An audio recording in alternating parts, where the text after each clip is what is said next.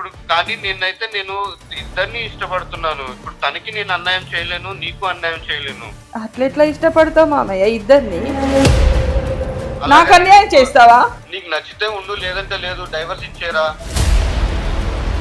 పాప పుట్టిన తర్వాత కొన్ని రోజులకి కొంచెం డిఫరెంట్గా బిహేవ్ చేయడం స్టార్ట్ చేశాడు మీ మామయ్య. మా మామయ్య. ఏమైంది ఏంటి అని అబ్జర్వ్ చేశాను. తెలిసింది ఏంటంటే మామయ్య వచ్చేసి వేరే అమ్మాయితో అక్రమ సంబంధం పెట్టుకున్నాడు. నేను అడిగాను, ఏంటి మామయ్య ఇది? నేను నిన్ను ఇష్టపడకపోయినా ఇష్టంగా సంసారం చేసి ఇష్టంగా నీతో పెళ్లి చేసుకున్నాయి, ఇష్టంగా ఉంటున్నాను. ఇలా నువ్వు వేరే అమ్మాయితో అక్రమ సంబంధం పెట్టుకొని నన్ను బాధ పెట్టడం నీకు ఇది ఎంతవరకు న్యాయం మామయ్య అని అడిగా. అయితే మామయ్య అంటున్నాడు, ఇప్పుడు నీకు ఇష్టం లేకపోతే డైవర్స్ ఇచ్చేస్తాను వెళ్ళిపో అంటున్నాడు. ఈరోజు పిల్లల వల్లనే నేను ఇంకొక ఆమెతో అక్రమ సంబంధం పెట్టుకుంటాను అనే గ్రౌండ్ కారణం చూపించడానికి వీలు లేదు అని నేను అనుకుంటున్నాను. మీరేమంటారు? దానికి ఏమంటారు ఆయన? మళ్ళీ ఇంకో పాపను కూడా పుడితే తను కూడా ఇలాగే ఉంటే ఆ పిల్లలను చూసుకుంటూ బాధపడుతూ బ్రతకలేం కదరా. అందుకని నేను ఇంకో ఆమెతో కనాలనుకుంటున్నాను. ఆయన మాటలకి ఏం నిలకడత్వం లేండి. మీరు లేకపోతే కూడా ఉండలేనన్నాడు ఒకప్పుడు. 6 ఏళ్ల తర్వాత ఇంకొక మహిళ వస్తే అంతే కదా, ఆ తర్వాత ఇంకొకరు ఎవరు వస్తే ఆమెను కూడా ఉండలే, నువ్వు అక్కర్లేదు, ఆమె కావాలి, జెడ్ కావాలని అంటాడు. పిల్లలు ఇలా పుట్టినందువలన నేను వంశాన్ని అభివృద్ధి చేయడానికి ఇంకొకళ్ళని ఉంచుకుంటాను లేదా ఇంకొకళ్ళతో నేను అక్రమ సంబంధాన్ని కొనసాగిస్తాను అనేటటువంటి మాట మాత్రం నిజం కాదు. డ్రాపింగ్ వచ్చానని చెప్పాను కదా. నాకు తెలుసు మామయ్య మీరు ఎక్కడికి వెళ్తున్నారో. నీ ప్రాబ్లం ఏంటి ప్రసన్న? తొందరగా రండి మామయ్య ఇంటికి. వస్తానని చెప్పాను కదరా, ఎందుకు? నాకు తెలుసు మామయ్య మీరు దాని దగ్గరికి వెళ్తున్నారు, నాకు తెలుసు. ఏంట్రా దాని దగ్గరికి వెళ్ళేది? ఇంకా మారవా మామయ్య నువ్వు? ఇంకా మారవా? నీకు మమ్మల్ని అసలు పట్టించుకోవటమే లేరు, ఎప్పుడు ఆమె దగ్గరికి వెళ్ళిపోతున్నారు మీరు. నువ్వు నాకు అవసరం లేదు, నేను ఎక్కడికి వెళ్తున్నాను నీకు తెలుసు కదా. నువ్వు నాకు వద్దు. అదేంటి మామయ్య అలా అంటున్నారు? నీకు ఇష్టం లేకపోతే చెప్పు, డైవర్స్ ఇచ్చేసి వెళ్ళిపో. లేదు అనుకుంటే మనం కలిసి ఉందాము, అడ్జస్ట్ అవుతానంటే చెప్పు.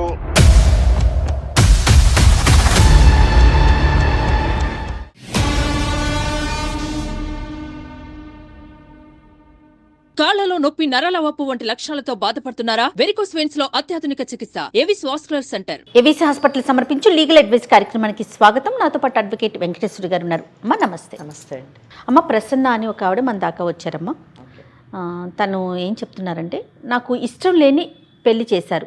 ఓకే, ఇష్టం లేదు నాకు కూడా, కానీ ఇష్టంతోనే ఒక భార్యగా నేను ఉంటున్నాను. కానీ ఇప్పుడు అతని ఇష్టం లేదంటున్నాడు. నాకేం చేయాలో తెలియట్లేదు. సో లీగల్ అడ్వైస్ కార్యక్రమం ద్వారా నేను మీతో మాట్లాడతాను, మీతో ముఖ్యంగా అడ్వకేట్ మేడంతో నేను మాట్లాడతాను. నాకు ఆ మేడం యొక్క సలహా కావాలనేసి అడుగుతా ఉన్నారు. ఓకే, మరి పలకరించేద్దామమ్మా. నమస్తే అమ్మ ప్రసన్న గారు. నమస్తే అండి. మేడం వెంకటేశ్వరి గారు. చెప్పండి ప్రసన్న గారు. అమ్మ నా పేరు ప్రసన్న, నా హస్బెండ్ పేరు వచ్చేసి సత్యనారాయణ, మాది ఖమ్మం అండి. ఓకే. అమ్మ నాన్నల బలవంతం మీద మేనమామనే పెళ్లి చేసుకున్నాను. అంటే నేను పుట్టగానే మేనమామతోనే పెళ్లి చేయాలి, ఇతనే నీ భర్త అనేసి అమ్మ నాన్నలు బలవంతం చేశారు. ఇష్టం లేకపోయినా నేను చేసుకోవాల్సి వచ్చింది. కాదండి ప్రసన్న గారు, అమ్మ కంటే తమ్ముడు కాబట్టి ఖచ్చితంగా ఉంటుంది. తమ్ముడో మరి అన్నయ్యో. నాన్నగారు కూడా అదే పరిస్థితి? మీ నాన్నగారు కూడా? నాన్న కూడా అదే పరిస్థితి. అమ్మా నేను సాఫ్ట్వేర్ ఎంప్లాయీని. నా హస్బెండ్ చదవలేదు. వాళ్ళ ఇష్ట ప్రకారం నేను మా మామయ్యని పెళ్లి చేసుకున్నాను. అంటే దీనికి కారణం కేవలం మీరు వాళ్ళతో పాటు ఇంట్లో ఉండిపోతారనేనా? వాళ్ళ కళ్ళ ముందే ఉంటారనే, లేకపోతే కట్న కానుకలు ఇచ్చుకోలేము, బయట వేరే సంబంధం తెచ్చి చేయలేము, ఇలాంటి కారణాలు ఉన్నాయా మీ పేరెంట్స్? లేదండి, అంటే నాన్న అమ్మ వాళ్ళు కొంచెం పూరైనా పర్వాలేదు, నా కూతురు నా కళ్ళ ముందు ఉంటుంది అన్నట్టుగా వాళ్ళు మామయ్యకి ఇచ్చి పెళ్లి చేశారు. మామయ్యతో కూడా మాట్లాడాను, చెప్పాను, ఇష్టం లేదు, వద్దు మామయ్య మనం పెళ్లి చేసుకోవద్దు అంటే తను కూడా చిన్నప్పటి నుంచి నువ్వే నా భార్యవా అనుకున్నాను, అందుకే పెళ్లి చేసుకుంటున్నాను అని అంటే ఇంకా ఇంతమందిని బాధ పెట్టి నేను కాదు అంటే అందరూ బాధపడతారు. అందుకే నా ఇష్టాన్ని వదులుకొని నేను వాళ్ళ కోసం పెళ్లి చేసుకున్నాను. కానీ మేడం ఇష్టంతో సంసారం చేశాను. నా హస్బెండ్ అంటే ఇప్పటికీ నాకు ప్రాణం. సంతోషం. ఎందుకంటే మేనమామే కదమ్మా. మేనమామే చాలా బాగా చూసుకుంటాడు. మీరు చిన్నపిల్లే కదా నిజంగా. నా మామయ్య చేతిలో నేను చిన్నపిల్లని. అతనికి మీకు ఏజ్ డిఫరెన్స్ కూడా చాలా ఉందండి. ఎంత ఉంటదండి? 6 years. పెద్ద గ్యాప్ అని అనుకోవటానికి లేదు. అంటే యూజువల్లీ ఏంటంటే అమ్మ తమ్ముడు అంటే కొంచెం ఏజ్ డిఫరెన్స్ ఎక్కువ ఉంటది అని మనం అనుకుంటూ ఉంటాము. అదేలే. అంటే మేబీ వాళ్ళ మదర్ కి తమ్ముడు చాలా లేట్ గా పుట్టినట్టున్నాడు. ఏజ్ డిఫరెన్స్ ఎక్కువ లేదు కాబట్టి వాళ్ళు చెయ్యాలని అనుకున్నట్టున్నారు ఈ కేసులో. ఈ కేసు మటుకు చెప్పండి అమ్మా. 2 years తర్వాత ఒక పాప పుట్టింది. ఓకే. తను హ్యాండిక్రాఫ్ట్. ఇంకా అది ఒక బాధ ఎక్కువ. ఎందుకంటే ఒకటి జయ, ఇక్కడ హ్యాండిక్యాప్డ్ అని చెప్పగానే నేను పెద్ద ఏమీ షాక్ కాలేదు. ఎందుకంటే మేనమామని చేసుకోవడం వల్ల వచ్చేటటువంటి మెడికల్ ప్రాబ్లమ్స్లోని ఇది ఒక ప్రాబ్లం. ఇక్కడ మీరు గమనించండి, ఆ అమ్మాయికి ఇష్టం లేకపోయినా పెళ్లి చేసుకుంది కాబట్టి ఆ మేనమామ దానికి తగ్గట్టుగానే మంచిగానే చూసుకున్నాడు, పసిపాపలా చూసుకున్నాడు అని చెప్తుంది. 2 ఏళ్ల తర్వాత వీళ్ళకి ఒక పాప కూడా పుట్టింది. ఆ పాప అన్ఫార్చునేట్లీ హ్యాండిక్యాప్డ్ కావడం ఇక్కడ నుంచి నిజం చెప్పాలంటే tragedy in the life start అయ్యింది. లెట్స్ సీ అసలు ఏంటి పరిస్థితి. తర్వాత ఏమైందండి? పాప పుట్టిన తర్వాత కొన్ని రోజులకి కొంచెం డిఫరెంట్గా బిహేవ్ చేయడం స్టార్ట్ చేశాడు మీ మామయ్య. మా మామయ్య. ఏమైంది ఏంటి అని అబ్జర్వ్ చేశాను. తెలిసింది ఏంటంటే మామయ్య వచ్చేసి వేరే అమ్మాయితో అక్రమ సంబంధం పెట్టుకున్నాడు. నేను అడిగాను, ఏంటి మామయ్య ఇది? నేను నిన్ను ఇష్టపడకపోయినా ఇష్టంగా సంసారం చేసి ఇష్టంగా నీతో పెళ్లి చేసుకున్నాయి, ఇష్టంగా ఉంటున్నాను, ఇలా నువ్వు వేరే అమ్మాయితో అక్రమ సంబంధం పెట్టుకొని నన్ను బాధ పెట్టడం నీకు ఇది ఎంతవరకు న్యాయం మామయ్య అని అడిగాను. నీకు ఇష్టం లేకపోతే డైవర్స్ ఇచ్చేస్తాను వెళ్ళిపో అంటున్నాడు. అంటే డైవర్స్ ఇవ్వడానికి ఆయన పెళ్లి చేసుకుంది. పాపకి ఏంటండి ప్రాబ్లము అంటే నాకు ఎగ్జాక్ట్ తెలియలేదు. తను నిలబడలేదండి, పడుకొనే ఉంటుంది. డాక్టర్లు ఏం చెప్పారండి చూపిస్తే కనుక? డాక్టర్ ఇంకా ఇట్లాగే పడుకొనే ఉంటుంది, తనలో ఎదుగుదల లేదు, మేనరిక కారణంగా ఇలా పుట్టింది. అఫ్ కోర్స్ ఇంకా వేరే ఇంకో పుట్టినా కూడా అలాగే పుట్టొచ్చు అని అన్నారు. మా మామయ్య ఏం చేశాడు, నేను ఇంకో బిడ్డను కనాలి, నా వంశం పైకి రావాలంటే నాకు ఇంకో సంతానం కావాలి, సో నీతో నేను ఉంటే అట్లాగే పుడుతుంది ఇంకో పాప కూడా, అందుకే నేను ఆ అమ్మాయితో కనాలనుకుంటున్నాను, నీకు ఇష్టమైతే ముగ్గురం కలుసుందాం, లేదంటే నీకు డైవర్స్ ఇస్తాను వెళ్ళిపో. అంటే సాఫ్ట్వేర్ అంటున్నారు కాబట్టి మీరు బీటెక్ చేస్తుంటారని నేను అనుకుంటున్నాను. మరి మీరు మ్యారేజ్కి ముందు అంటే చదువుకున్నవారు కాబట్టి, ముఖ్యంగా టెక్నాలజీ సైన్స్ ఇవన్నీ కూడా బాగా తెలిసినటువంటి వారు కాబట్టి, మీరు మ్యారేజ్కి ముందు ఇలాగ మేనమామని పెళ్లి చేసుకుంటే పుట్టేటటువంటి పిల్లలు అవయవ లోపం కానివ్వండి, మానసిక లోపంతో కానివ్వండి పుట్టేటటువంటి అవకాశం ఉందని ఇటు మీరు తల్లిదండ్రులకు కానివ్వండి, మీరు మీ మేనమామకు కానివ్వండి మీరు చెప్పలేదా? అంటే ఆ అవేర్నెస్ మీరు తీసుకురాలేదా? చెప్పాను మేడం. ఓకే, అప్పుడేమన్నారు? మూఢనమ్మకం అన్నారు. మీ మ్యారేజ్ జరిగిన 2 ఏళ్ల తర్వాత ఒక పాప పుట్టిన తర్వాత ఈరోజు పిల్లల గురించి నేను ఇంకొక ఆమెతోనే అక్రమ సంబంధం పెట్టుకుంటాను, ఆమె ద్వారా వేరే పిల్లల్ని జన్మనివ్వడానికి ట్రై చేస్తాను అని చెప్తున్నారు. అది కూడా మన వంశాన్ని అభివృద్ధి చేయడానికి అని చెప్పి అంటున్నారు అని అన్నారు. వంశాన్ని అభివృద్ధి చేయడానికి మగపిల్లడే పుడతాడని నమ్మకం లేదు, ఆడపిల్ల పుట్టొచ్చు. ఆ ఆడపిల్ల కూడా బయట వాళ్ళకైనా సక్రమంగా పుడతారో లేదో కూడా మనం చెప్పలేము. మీరు ఇటువంటి పరిస్థితుల్లోని ఇటువంటి ఆ పిల్లలు పుడతారు అని మీరు కానీ అతనికి తెలియజేసి ఉంటే, నీ మూఢనమ్మకం అని తీసి పడేసినటువంటి వ్యక్తి ఈరోజు పిల్లల వల్లనే నేను ఇంకొక ఆమెతో అక్రమ సంబంధం పెట్టుకుంటాను అనే కారణం చూపించడానికి వీలు లేదు అని నేను అనుకుంటున్నాను. దానికి ఏమంటారు ఆయన? నేను కూడా అదే అడిగాను మేడం మామయ్యను. నేను ముందే చెప్పాను కదా మామయ్య అంటే, లేదు నువ్వంటే నాకు ఇష్టం, నేను పెళ్లి చేసుకున్నాను. కానీ నేను అది ఫస్ట్ అప్పుడు అనుకున్నాను ఇలా అవుతుందా అనుకున్నాను, కానీ జరిగింది. మళ్ళీ ఇంకో పాప పుడితే తను కూడా ఇలాగే ఉంటే ఆ పిల్లలను చూసుకుంటూ బాధపడుతూ బ్రతకలేం కదరా. అందుకని నేను ఇంకో ఆమెతో కనాలనుకుంటున్నాను. పెళ్ళి ఎంతకాలం అయిందండి? 7 years అయిందండి. అంటే పాప ఏజ్ ఆల్మోస్ట్ 2 years. 2 years అంటే పెళ్ళైన ఎంతకాలానికి పుట్టింది? పెళ్ళైనాక 4 years పుట్టింది. So almost 6 years 7 years almost. So 4 years తర్వాత పుట్టింది. ఎందుకు 4 years మటుకు మీకు చిల్డ్రన్ లేరు? అంటే అప్పుడు కొంచెం ఈ స్టడీ పర్పస్, జాబ్ పర్పస్ ఇదంతా ఉండే మేడం. ఓకే, తొందరగా కూడా కాలే, అసలు మనకు పిల్లలు కూడా తొందరగా కాలేదు. అంటే ఈ 4 years అతని నుంచి మీకు ఎటువంటి ఇబ్బంది కలగలేదు? అంటే పిల్లలు పుట్టట్లేదని కానివ్వండి, లేదా నువ్వు ఈ చదువులోని దీంట్లోనే బిజీగా ఉన్నావు, నిన్ను పెళ్లి చేసుకుని లాభం లేదు అనేటటువంటి మాటలు కానివ్వండి, ఇటువంటి ఏమి లేదు? లేదు, చాలా మంచివాడు. సో ఈ 4 years చాలా బాగున్నారు. ఎప్పుడైతే కొంచెం ఇబ్బందితో పాప పుట్టిందో అప్పటి నుంచి అతనిలో మార్పు మొదలైపోయింది. మరి మీ అమ్మగారి వాళ్ళకి, వాళ్ళ అక్కకి బావకి వాళ్ళకి చెప్పారా మీరు ఈ విషయం? వాళ్ళ దాకా తీసుకెళ్లారా? నేను ఇంకా చెప్పలేదు మేడం. ఇంకొక విషయము ప్రసన్న, ఈయనలోని మార్పు అంటే ఆమెతోని ఇంకొక ఆమె ఎక్స్ ఉన్నారు, ఆమెతోని ఇతనికి అక్రమ సంబంధం ఎంత కాలం నుంచి ఉంది? 4 years నుంచి ఉందంట మేడం. ఎస్. సో ఇక్కడ అంటే నేను ఈ క్వశ్చన్ అడగడానికి కారణం ఏంటంటే పాప అన్నది ఒక కారణం మాత్రమే, అంతే. ఇక దీన్ని బట్టి అంతే. ఓన్లీ ఆయనకే ఆ లేడీతోనే అక్రమ సంబంధం పెట్టుకున్నాడు కాబట్టి ఆమెతోని కొనసాగాలి అనేటటువంటి ఆలోచన వలన ఈ పాపని ఒక అడ్డుగా, ఒక ఆసరాగా, ఒక కారణంగా చూపిస్తున్నాడు. కానీ పిల్లలు ఇలా పుట్టినందువలన నేను వంశాన్ని అభివృద్ధి చేయడానికి ఇంకొకళ్ళని ఉంచుకుంటాను లేదా ఇంకొకళ్ళతో అక్రమ సంబంధాన్ని కొనసాగిస్తాను అనేటటువంటి మాట మాత్రం నిజం కాదు. ఎందుకంటే 4 సంవత్సరాలు అతను ఈ అమ్మాయితోని బాగున్నాడు. తర్వాత 2 ఏళ్ళు అయింది పాప పుట్టి. ఈ అమ్మాయి చెప్పే ప్రకారం, ప్రసన్న చెప్పే ప్రకారం 4 ఏళ్ళు అయింది ఆ అమ్మాయితో అక్రమ సంబంధం పెట్టుకొని. అంటే పాప పుట్టక ముందే 2 ఏళ్ళు ముందే అక్రమ సంబంధం మొదలైంది. అంటే ఈ అమ్మాయితో కేవలం 2 సంవత్సరాలు మాత్రమే ఇతను బాగున్నాడు. ఆ తర్వాత 2 సంవత్సరాల నుంచి ఆమెతో అక్రమ సంబంధం పెట్టుకున్నాడు. 2 సంవత్సరాలు కొనసాగింది. ఆ తర్వాత పాప పుట్టడము, ఆ పాప ఈ రోజున ఆల్మోస్ట్ 3 years అవ్వడము, ఇదంతా ఈ 4 yearsలోని ఈ was associated with that lady. ఆ అమ్మాయితోని ఉంటూ ఉన్నాడు, తన జీవితాన్ని చాలా హ్యాపీగా గడుపుతూ ఉన్నాడు. ఈ అమ్మాయి మాత్రము ఈ ప్రెగ్నెన్సీ పీరియడ్ 9 months కానివ్వండి, ఆ తర్వాత పుట్టిన తర్వాత సుమారు 3 ఏళ్ళు, అమ్మ పాపకు ఇప్పుడు 3 ఏళ్ళు, అంటే ఒక 4 ఏళ్ల నుంచి ఇటు పాప ద్వారా తను పాప వలన కలిగేటటువంటి బాధను అనుభవిస్తుంది. భర్త అనేటటువంటి వాడు మేనమామ ఇష్టం లేకపోయినా చేసుకొని ఎంతో ఇష్టంగా బ్రతికేటటువంటి చూసుకున్నటువంటి మేనమామ దూరం అవుతున్నాడు అనే వ్యధ కూడా ఈమెని తొలిచివేస్తుంది అన్నది మనం తెలుసుకోవాలి. ఇక్కడ మిగతా అంటే ఫ్యామిలీ పరంగా మిగతా అన్ని విషయాలు మంచి చెడు అవన్నీ బాగానే చూసుకుంటారండి? అన్ని బాగానే ఉంటాయి మేడం. ఇంట్లో ఫైనాన్షియల్ గా కానీ అంటే అతనికి ఏదో అతను ఏం చేస్తుంటారన్నారు? తను car driver madam. Car driver. Okay okay. నా శాలరీతోని నేను ఇంట్లో మెయింటైన్ చేసుకుంటాను. తనకు కొంత తక్కువ అమౌంట్ వస్తుంది. సో ఇంకో ఆమె ఉంది, ఆమె కూడా సాఫ్ట్వేర్. ఓహో, అమ్మాయి కూడా సాఫ్ట్వేరే. ఇంకా నేను అనుకుంటున్నాను తన శాలరీ నా శాలరీతోని నేను హ్యాపీగా బతికేయచ్చు అనే ఫీలింగ్ ఉందేమో అనుకుంటున్నాను. ఓకే, అట్లా కూడా అదృష్టవంతుడు, 2 సాఫ్ట్వేర్లు. మరి కార్ డ్రైవర్ కి చక్కగా. అంటే ఇక్కడ మనం గుర్తించాల్సింది ఏంటంటే, సమాజానికి మనం చెప్పాల్సింది ఏంటంటే, పెళ్లి చేసుకునేటప్పుడు కానివ్వండి, ఒక వ్యక్తిని మనము ఇష్టపడేటప్పుడు కానివ్వండి, అవతల వ్యక్తి యొక్క పరిస్థితి, బ్యాక్గ్రౌండ్ కూడా చూడాలి.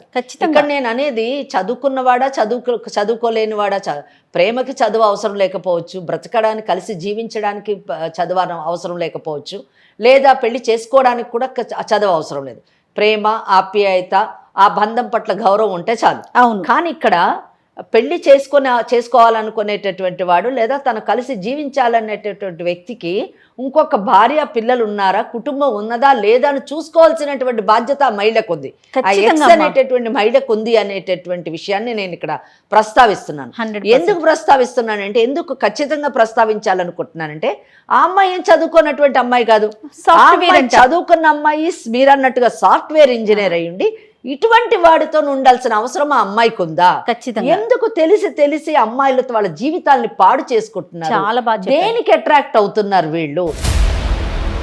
అశాశ్వతమైనటువంటి వాటికి, చిన్న వాటికి, అంటే విచ్ ఈస్ నాట్ పర్మనెంట్, అంటే which is not a soul relationship కాదు, అది ఫిజికల్ రిలేషన్ అట్రాక్షన్ కావచ్చు, ఫిజికల్ రిలేషన్షిప్ కావచ్చు.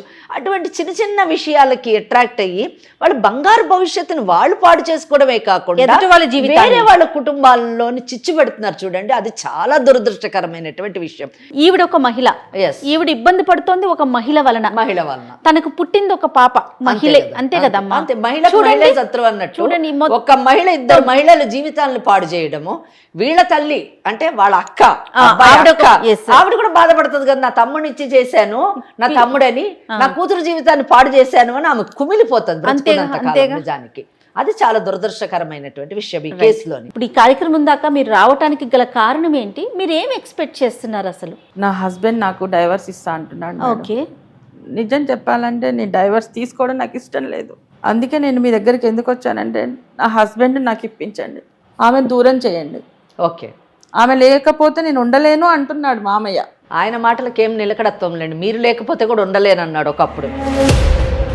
6 ఏళ్ల తర్వాత ఇంకొక మహిళ వస్తే అంతే కదా, ఆ తర్వాత ఇంకొకరు ఎవరు వస్తే ఆమెను కూడా ఉండాలి, నువ్వు అక్కర్లేదు, ఆమె కావాలి, జెడ్ కావాలని అంటాడు. సో ఓకే, నిలకడ లేని మనస్తత్వం అది.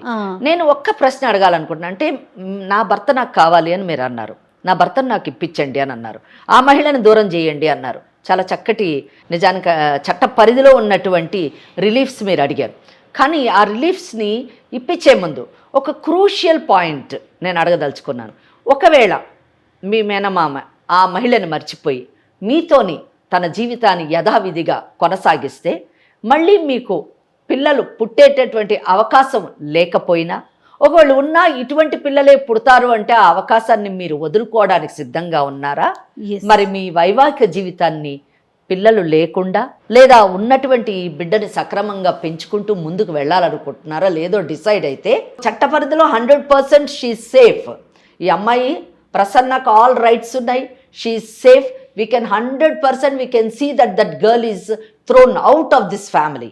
But the thing is that whether these two people will be happy or not, will they lead happy marital life or not, is to be decided first. కనుక ముందు మనము ఈ విషయాలు మీరు ఆ అమ్మాయితో మాట్లాడండి. Right. At the same time వాళ్ళ మేనమామతో కూడా మాట్లాడండి. ఆ తర్వాత మనం ఏ విధంగా అతను చేసేటటువంటి పనులు చట్ట విరుద్ధమైనవి అని అతనికి ఎక్స్ప్లెయిన్ చేద్దాము.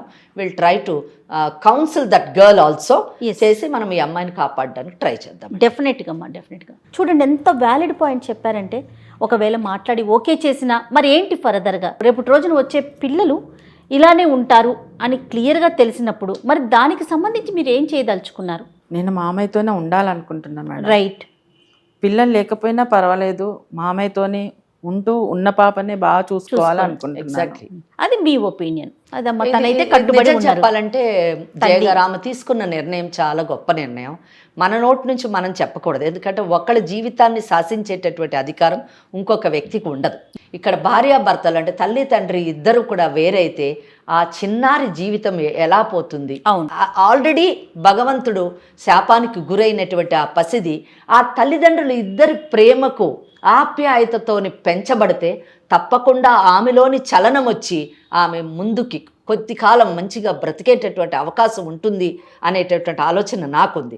ఈ విషయంలోని నిజం చెప్పాలంటే ఫాదర్ ఎవరైతే సత్యనారాయణ ఉన్నారో ఆ సత్యనారాయణ దయతోని ఆలోచించాలి, కరుణతోని ఆలోచించాలి, బాధ్యతతోని ఆలోచించాలి. తాను ఒక తండ్రి అన్న విషయాన్ని మర్చిపోకుండా ఇక్కడ మేనగోడల కంటే కూడా తన కడుపును పుట్టినటువంటి బిడ్డ గురించి అవసరమైతే ఎంత త్యాగమైనా ఆయన చెయ్యాలి. నిజం చెప్పాలంటే చేసేటటువంటి పరిస్థితికి మనం ఆయనను తీసుకొని రావాలి. డెఫినెట్గా మీరు ఒకసారి కాల్ చేయమంటారా? తప్పకుండానండి. ఓకే. మీరు ఇక్కడ దాకా వస్తున్నట్టు తెలియదేమో బహుశా. చెప్పలేదు మేడం. ఓకే, ఒకసారి చెప్పండి. ఇట్లా లీగల్ అడ్వైస్ కార్యక్రమానికి వచ్చాను, మనతో పాటు మేడం ఉన్నారు, అడ్వకేట్ మేడం కూడా ఉన్నారు అని చెప్పి మాట్లాడండి. ఒకసారి ముందు మీరు మాట్లాడండి, ఆయన ఏమంటారో చూద్దాం. కాల్ చేస్తారండి.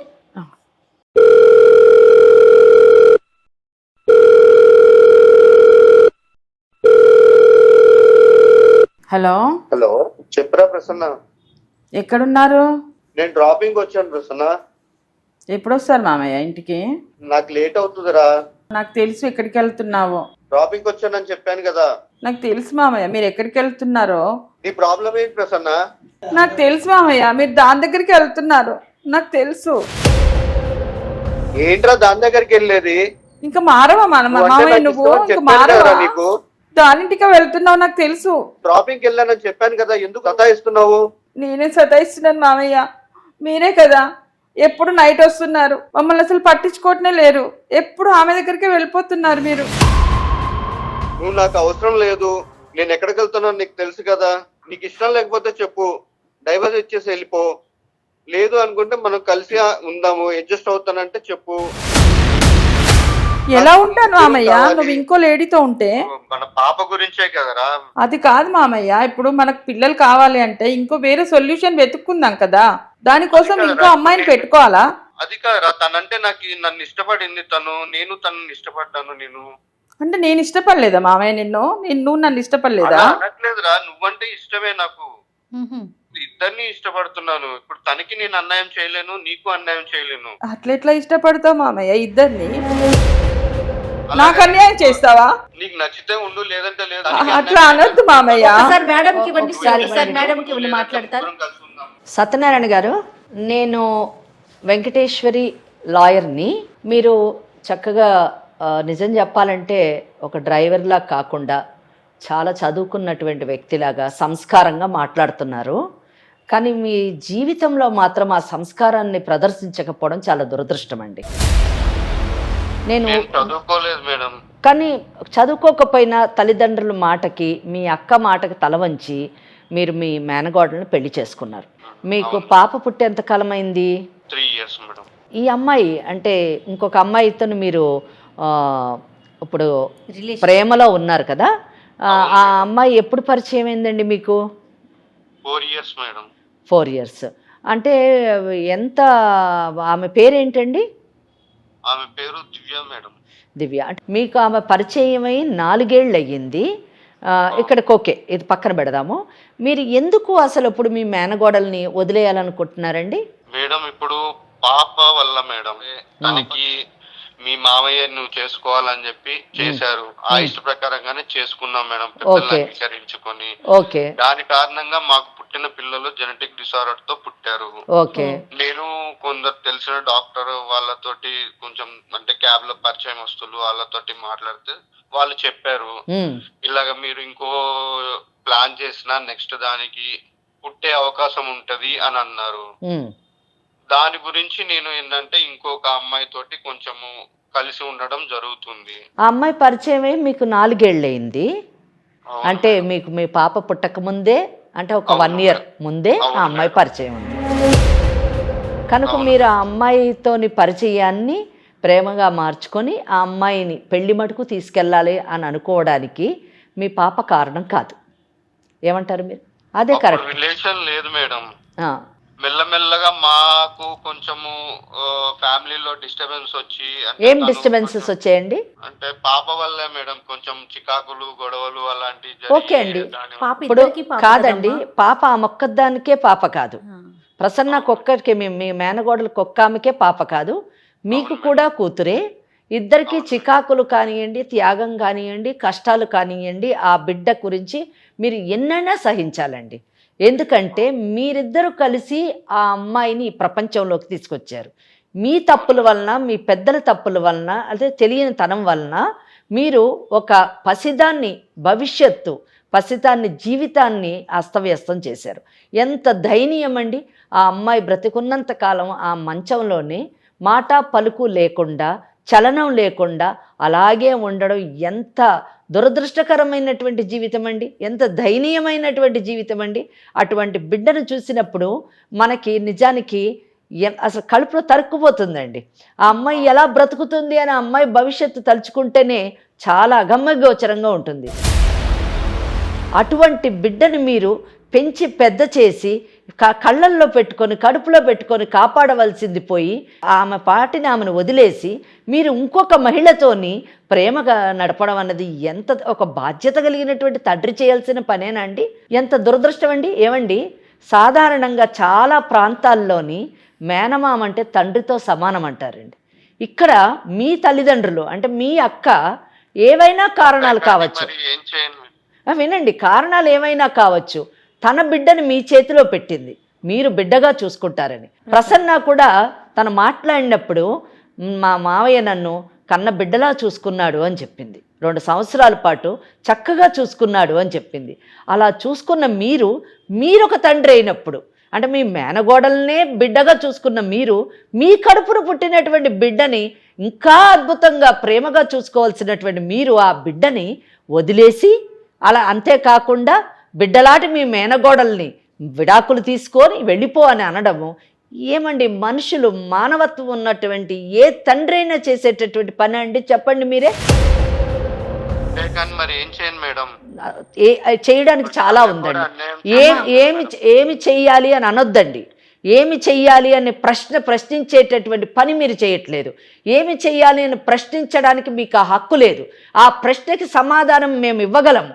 ఏమి చెయ్యాలంటే ఆమెను వదిలేయాలి. ఎందుకంటే ఇప్పుడు ఆమెమి తల్లి కాలేదు, ఆమె జీవితం లేకుండా లేదు.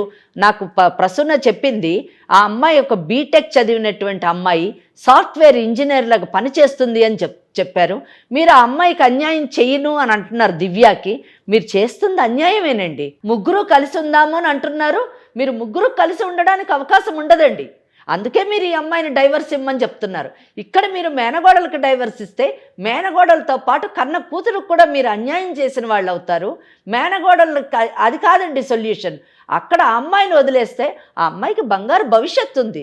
ఆ అమ్మాయికి తగినట్టు ఆ స్థాయిలోనే ఆమె ఇంకొకరిని పెళ్లి చేసుకొని అద్భుతమైనటువంటి జీవితాన్ని ఆమె జీవించగలదు. అదే మీరు కానీ ఆ అమ్మాయిని పెళ్లి చేసుకుంటే ఆ అమ్మాయికి పెళ్లి అనే స్టేటస్ ఉండదు, భార్య అనేటటువంటి గౌరవం ఈ సమాజంలో లభించదు. చట్టపరంగా ఆమె ఎప్పటికీ మీకు భార్య కాలేదండి. ఇంకొక విషయం చెప్తున్నానండి, జాగ్రత్తగా వినండి. మీరు పెళ్లి చేసుకోవాలని అనుకున్నారు, మీరు అన్నారు డాక్టర్స్ నేను కన్సల్ట్ చేశాను, మళ్ళీ పిల్లలు పుడితే కూడా ఇలాగే పుడతారు అని చెప్పారు అని అన్నారు. ఏమండి డాక్టర్స్ ఎందుకండి? మీ మేనగోడలే పెళ్లికి ముందు చెప్పింది ఇలాంటి మేనరికాలు పెళ్లి చేసుకుంటే పుట్టేటువంటి పిల్లలు అస్తవ్యస్తంగా పుడతారు అని చెప్పినప్పుడు అవన్నీ మూఢనమ్మకాలను మీరే కొట్టేశారు కదండి కదా. ఎందుకండి ఏ తప్పు కామకి మీరు శిక్ష వేస్తున్నారు మీ మేనగోడలకి? చదువుకున్నందుకు శిక్షణ, మీ అక్క కడుపును పుట్టినందుకు శిక్షణ, తల్లిదండ్రుల మాట విని తల వంచుకొని మిమ్మల్ని పెళ్లి చేసుకున్నందుకు శిక్ష పడాలా, లేదా మీతోని ప్రేమగా ఇన్ని సంవత్సరాలు కాపురం చేస్తున్నందుకు శిక్ష పడాలా, లేదా తన కడుపున ఇటువంటి బిడ్డ పుట్టి నిత్యము బాధకు లోనవుతున్నందుకు శిక్ష అండి? ఎందుకు శిక్ష అండి? ఎందుకు శిక్ష విధిస్తున్నారు చెప్పండి? కారణం లేకుండా శిక్ష విధించడం ఎంత తప్పండి? అది ఎంత పాపం చెప్పండి? మీరు దివ్యాని కానీ పెళ్లి చేసుకోవాలంటే మీరు ప్రసున్నాని విడాకులు ఇవ్వాల్సి వస్తుంది. ప్రసున్న మీరు విడాకులు ఇవ్వమంటే ఐఎమ్ రెడీ మామయ్య అని చెప్పేసి విడాకులు ఇస్తుంది అని అనుకుంటే మాత్రం అది తప్పండి. ఎట్టి పరిస్థితిలోనే ఆమె మీకు విడాకులు ఇవ్వదు. ఎందుకంటే ఆమె విడాకులు ఇవ్వాల్సినటువంటి అవసరం ఆమెకి లేదు. హలో, వింటున్నారా? వింటున్నాను మేడం. మీరు విడాకులు తీసుకోవాలనుకుంటే మీకు హిందూ వివాహ చట్టం ప్రకారము సెక్షన్ 13 కింద విడాకులు తీసుకోవడానికి కారణాలు చెప్పారండి. ఆ కారణాల్లో ఏ కారణంలో కూడా మీ కేసు పడటం లేదు, మీకు విడాకులు వచ్చేటటువంటి అవకాశము లేదండి. కనుక మీకు విడాకులు రాదు. అంతేకాకుండా మీరు ఒకవేళ విడాకులు తీసుకోను, మీ ఇష్టం ఉన్నట్టు చేసుకోండి, నేను నాకంటూ ఒక చట్టం ఉంది, నా ఇష్టం ఉన్నట్టు నేను చేస్తాను అని అనుకుంటే మాత్రము మీరు సెక్షన్ 82 కింద మీకు 7 సంవత్సరాల శిక్ష, అంటే భార్య బ్రతికుండగా ఇంకొక మహిళను కానీ మీరు పెళ్లి చేసుకుంటే సెక్షన్ 82(1) కింద మీకు 7 సంవత్సరాలు శిక్ష పడుతుందని. శిక్ష పడ్డప్పుడు కట్టుకున్న భార్య కూడా ఆమె జీవితం నాశనం అవుతుంది, ప్రేమించినటువంటి ఆ దివ్య జీవితం నాశనం అవుతుంది. మీరు 7 సంవత్సరాలు జైల్లో ఉండి, ఇప్పుడు 35 ఏళ్ళు ఉండి ఉంటాయి మినిమమ్, మీరు 7 అంటే 42 ఏళ్ళకి బయటకు వస్తారు. బయటకు వచ్చేసరికి ఎవరి దారిని వాళ్ళు పోతారు, మీ జీవితం అస్తవ్యస్తం అయిపోయి ఉంటుందండి. కనుక ఇటువంటి పరిస్థితుల్లోని మీరు ఈ క్రిమినల్ కేసుల్లో పడి ఇటు భార్యకి అన్యాయం చేసి అటు ప్రేమించినటువంటి అమ్మాయికి ఎటు కాకుండా చేసి, నాకు తెలిసి ఆ అమ్మాయి ఏం మీ గురించి 7 ఏళ్ళు వెయిట్ చేయదండి, శుభ్రంగా ఇంకోళ్ళు పెళ్లి చేసుకుని హ్యాపీగా తన జీవితాన్ని తను జీవిస్తుంది. కనుక ఇటువంటి పరిస్థితుల్లోని మీరు ఇటువంటి తప్పుడు నిర్ణయం తీసుకోవడము, చట్టానికి విరుద్ధమైనటువంటి నిర్ణయం తీసుకోవడము, ఏమండి 2 ఉంటాయండి, తప్పు ఒకటి, నేరం ఒకటి. తప్పు చేస్తే పర్వాలేదండి, సరిదిద్దుకోవచ్చు. నేరం చేస్తే సరిదిద్దుకోలేమండి. తప్పుకి శిక్ష మనమే వేసుకుంటాము, నేరానికి శిక్ష చట్టం వేస్తుందండి. అది చాలా కఠినంగా ఉంటుంది, దాన్ని తప్పించుకోవడం చాలా కష్టం. మళ్ళీ సెక్షన్ 82(2) కింద అంటే ఒకవేళ మీరు కానీ మీ భార్య ఉన్న సంగతి ఆ దివ్య నుంచి దాచి మీ పెళ్లి విషయం కూడా దాచిపెట్టి ఆ అమ్మాయిని మోసం చేసి పెళ్లి చేసుకుంటే ఆ అమ్మాయి కంప్లైంట్ వేస్తే 10 సంవత్సరాలు శిక్ష అండి. కనుక ఎందుకండి ఇన్ని శిక్షలు పడాల్సిన అవసరం మీకు లేదు. మీరు చాలా మంచి వ్యక్తి, నాకు తెలుసు, నాకు అర్థమవుతుంది. మీ భార్య చెప్పడమే కాదు, మీ మేనగోళ్ళు చెప్పడమే కాదు, మీ మాట ద్వారా నేను అర్థం చేసుకున్నాను. అన్నిటికంటే మీరు కూడా తల్లిదండ్రుల మాటను కాదనలేక, మీ అక్క మాటను కాదనలేక, తన కూతురు తన కళ్ళ ముందే ఉంటుందని ఆశించినటువంటి మీ అక్క కోరికని నెరవేర్చాలనేటటువంటి కోరికతో మీరు పెళ్లి చేసుకున్నారండి. ఎంత గొప్ప విషయం అండి. ఒక్కటే చెప్తున్నాను, మీరు ఇంత చక్కగా అడిగారు, నాకు చాలా సంతోషంగా ఉంది. 2 పిల్లలకి అంటే మీ మేనగోడలకి, మీ కడుపును పెట్టినటువంటి బిడ్డకి అన్యాయం చేయొద్దండి, ప్లీజ్ అన్యాయం చేయొద్దు. ఇంకొక అమ్మాయిని కూడా, ఆ అమ్మాయి జీవితం కూడా నాశనం చేయొద్దండి. ఎందుకంటే మీ మేనగోడలు బీటెక్ చదువుకున్నటువంటి మిమ్మల్ని పెళ్లి చేసుకొని తను సంపాదిస్తూ తను కాస్త కూస్తో ఆర్థికంగా మీ కుటుంబానికి సహకరిస్తూ మీ ఒక బిడ్డకి జన్మనిచ్చిందండి. ఆ బిడ్డకి మీ 2 కావాలండి. తండ్రి ఆలనా పాలన కావాలి, తల్లి ప్రేమ ఆప్యాయత కావాలండి. ఈ 4 ఆ అమ్మాయికి ఇవ్వండి. ఆ బిడ్డకి ఎలాగూ భగవంతుడు అన్యాయం చేశాడు, మీరు అన్యాయం చేయొద్దండి. మీరిద్దరూ కలిసి చక్కగా ఆ బిడ్డని పెంచుకోండి. నాకు అమ్మా నాన్న ఉన్నారు అనే ఒక తృప్తినన్నా ఆ బిడ్డకి మిగల్చండి. ఆ బిడ్డని కనీసం మానసికంగా మీ పెంపకంలోని చక్కగా పెరిగేటటువంటి అవకాశాన్ని కల్పించండి. దివ్య వేరే పెళ్లి చేసుకుంటుంది, అవసరమైతే దివ్యతో నేను మాట్లాడతాను. జయ గారు మంచి కౌన్సిలింగ్ చేస్తారావండి, పిలిచి మేమిద్దరం కూర్చొని మాట్లాడి ఆ అమ్మాయిని ఒప్పించి చక్కగా అమ్మాయి వేరే అబ్బాయిని పెళ్లి చేసుకొని సెటిల్ అయ్యేటట్టుగా మనము ఆమెలోని మార్పును తీసుకొని వద్దాం. ముందు మీరు మారండి ప్లీజ్. మీరు మీ భార్యతోని మీ బిడ్డతోని హ్యాపీగా బతకాలని మేము కోరుకుంటున్నాము. మీరు ఒక్కసారి మా దగ్గరికి రండి ప్లీజ్, రండి, ఒక్కసారి రండి. జయ మేడంని కలవండి, వారు చెప్తారు. మేము కూర్చొని మాట్లాడి సెటిల్ చేద్దాము చక్కగా, ఎవరికి గొడవ లేకుండా. అంటే మీరు ఆ అమ్మాయి ఏమన్నా దివ్య ఏమన్నా చేస్తుందని భయపడుతున్నారేమో, ఆ అమ్మాయికి మేము కౌన్సిలింగ్ చేస్తాము. ఆ అమ్మాయిని మనము అమ్మాయిని సెటిల్ అయ్యేటట్టు చేద్దామండి. చేసి మీ లైఫ్ మీరు please take care of your wife. మీ భార్య మీ బిడ్డని బాగా చూసుకోండి. జయ మేడంతో ఒక్కసారి మాట్లాడండి మీరు. ఆవిడ మీకు ఎలా రావాలి ఏంటి అన్ని విషయాలు చెప్తారు ఆవిడ. విన్నారుగా సత్యనారాయణ గారు, ఇంత చక్కగా కోపం లేకుండా, అంటే మీ ఇద్దరు కలిసి ఉండాలని ఒక మంచి ఉద్దేశంతో ఎంతో ఓపికతో మాట్లాడారు. దయచేసి ఆలోచించండి. నేను నా నెంబర్ షేర్ చేస్తాను, మీకు లొకేషన్ కూడా పెడతాను. ఒకసారి మేడంది, మన వెంకటేశ్వరి మేడంది మనం అపాయింట్మెంట్ తీసుకొని ఒకసారి కూర్చొని మాట్లాడుదురు కానీ, సరేనండి? రైట్. మీ వైఫ్తో, మీ మేనకోడలతో ఒకసారి మాట్లాడండి. అరే ప్రసన్న, సారీ రా ప్రసన్న. రండి మామయ్య, ఒకసారి వెళ్ళి కలుద్దాం మేడం. రండి మామయ్య. అలాగే రా. సారీ. రైట్ అమ్మా. మా వేదిక దాకా వచ్చినందుకు ఈ ప్రోగ్రామ్ లీగల్ అడ్వైజ్ అయి ఉండొచ్చు, బట్ చట్టం దాకా వెళ్లకుండా మ్యాక్సిమం సమస్యని ఇక్కడే పరిష్కారం చేసే దిశగానే మేడం ఆలోచిస్తారు. ఆ విధంగానే మనం చెప్పటం, అతను ఒప్పుకోవటం కూడాను. అతనిలో కూడా మంచితనం ఉందమ్మా. తను అంటే మీరు అన్నట్లుగా భయపడటం కానీ పక్కదారికి వెళ్ళటం కానీ అలా జరిగింది, చెప్పేవాళ్ళు లేక అలా కూడా నాకు అనిపించింది. తనతో మాట్లాడినప్పుడు మొదట ఇటు వాళ్ళ అమ్మా నాన్నకి కానీ అటు వాళ్ళ అమ్మా నాన్నకి కానీ చెప్పినట్లయితే కాస్త ఏమన్నా ఆలోచించేవాడు, లేకపోతే చట్టం ఈ విధంగా శిక్షలు ఉండే చట్టపరంగా తెలిసాక అతనిలో మార్పు వచ్చిందో. ఏది ఏమైనా సంతోషం కదా. అంటే జయ గారు, ఈ కేసులోని నేను ప్రత్యేకంగా చెప్పదలుచుకున్నది ఏంటంటే, మీరు చెప్పినవి అన్నీ కరెక్ట్. తల్లిదండ్రులు వీళ్ళందరూ పక్కన పెడితే, ఇక్కడ దివ్య అనేటటువంటి అమ్మాయిని చూసారా, ఆ అమ్మాయి లాంటి వాళ్ళకి అంటే ఈరోజు సమాజంలో చాలా మంది అనవసరంగా వాళ్ళ తెలియని తనంతో కానివ్వండి, ఏదో ఆశించి కానివ్వండి, ఇటువంటి పెళ్ళైనటువంటి మగవాళ్లతో బంధంలోకి మూడో వ్యక్తి ఎంటర్ అయ్యటంతోనే అక్కడే సమస్య మొదలవుతుంది కదా. సో అటువంటి వాళ్ళకి కూడా ఇక అవేర్నెస్ తీసుకురావడం చాలా అవసరము. ఆ పని ఈరోజు లీగల్ అడ్వైస్ చేయడము చాలా గొప్ప విషయం అండి. దీంతో ఏమవుతుందంటే, ఇటువంటి కార్యక్రమాల వలన, ఇటువంటి అవేర్నెస్ తీసుకురావడం వల్ల సమాజంలోని విచ్ఛిన్నం అవుతున్నటువంటి వివాహ వ్యవస్థ మళ్ళా పునర్జీవనం పొందుతుందని నేను ఆశిస్తున్నాను. తప్పకుండా అమ్మా, ఖచ్చితంగాను. థ్యాంక్ యూ సో మచ్ అమ్మా. నమస్తే. నమస్తే అమ్మా. కాళ్లలో నొప్పి, నరాల వాపు వంటి లక్షణాలతో బాధపడుతున్నారా? వెరికోస్ వెయిన్స్ లో అత్యాధునిక చికిత్స ఏవిస్ వాస్కులర్ సెంటర్.